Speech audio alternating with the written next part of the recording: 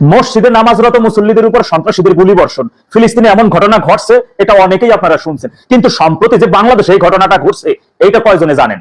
স্বয়ং সরকার কর্তৃক পরিচালিত পুলিশের সাবেক আইজিপি বেনজির আহমেদকে নিয়ে কেন হঠাৎ করে এই মিথ্যাচার, তারই আদ্যপান্ত প্রকাশ করছি।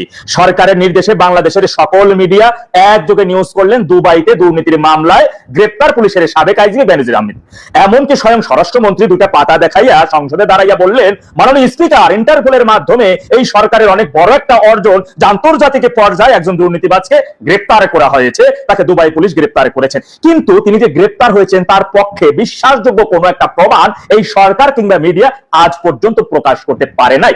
বাংলাদেশ থেকে যে ইন্টারপোলে যে রেড তালিকায় যে 59 জনের নামের তালিকা আছে, তার মধ্যে বঙ্গবন্ধুর কুখ্যাত খুনির নামটা আছে, কিন্তু দুর্নীতির অভিযুক্ত হওয়া পুলিশের সাবেক আইজিপি বেনজিরের নামটা কিন্তু ওখানে নেই।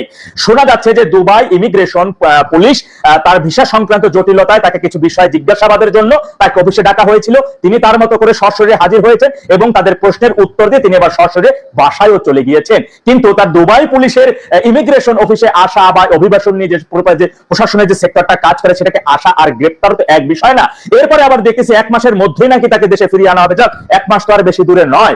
এখন কথা হচ্ছে কেন হঠাৎ করে তার গ্রেপ্তারের বিষয় নিয়ে এই মিথ্যাচার? একটু খেয়াল করে দেখেন, বেনজির আহমেদের এই ঘটনার মধ্য দিয়েই তারেকের তথ্য উপদেষ্টা তিনি তার কূটনৈতিক পাসপোর্ট রেখে দিয়ে নিয়ম যেটা সাধারণ পাসপোর্ট নিয়ে এবং সংশ্লিষ্ট দূতাবাসে অবগত না করে দিল্লিতে চলে আসলেন।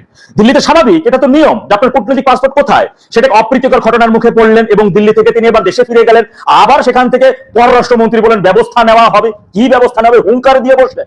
এখন কথা হচ্ছে কেন এই ঘটনা? এতদিন আপনারা জেনেছেন যে ফিলিস্তিনে নামা মসজিদে নামাজরত মুসল্লিদের উপরে ইসরায়েলি বাহিনীর মুহুর্মুহুর হামলা, গুলিবর্ষণ, কিন্তু সম্প্রতি গত 14 জুনে বাংলাদেশের খুলনা নগরীতে ফজরের নামাজরত মুসল্লিদের উপরে সন্ত্রাসীদের এলোপাতাড়ি গুলিবর্ষণের ঘটনা ঘটেছে। সেটা দেশের কতজন জনগণের জানেন?